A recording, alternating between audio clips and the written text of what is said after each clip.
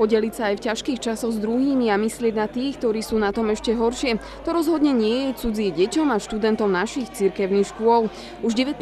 ročník misijného jarmoku je toho veľkým dôkazom. V nemalej miere majú pričinenie aj rodičia, pretože oni doma už vlastne každé popoludnie v tomto mesiaci chystali nejaké darčeky, viem, že rôzne ručné práce, včera sa piekli koláče, robili pukance a aj triedne učiteľky potom vlastne v rámci hodín s prvým stupňom tiež pripravovali nejaké výrobky. Výťažok z predaja putuje adoptovanej triede do ďalekej Afriky. Našim žiakom ale rozhodne nie sú neznáme pomery v ťažko skúšaných krajinách. Svedectvo tentoraz priniesol do Starej Ľubovne dobrovoľník pôsobiaci v Južnom Sudáne Jozef Baša.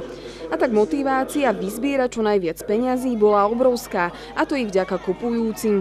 Veľmi sa mi páči misijný jarmok, hlavne keď to môžem byť málo a jej sa toto veľmi páči, lebo je to všetko zaujímavé. Ste si aj niečo kúpili?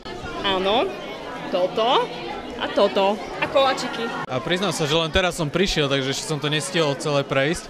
Ale ak to poznám z minulých rokov, tak to bude určite super. Bokom nestoja ani starší školáci z cirkevného gymnázia svätého Mikuláša. Že sú aktívni kupujúci, čiže takto prispievajú do tohto misijného jarmoku.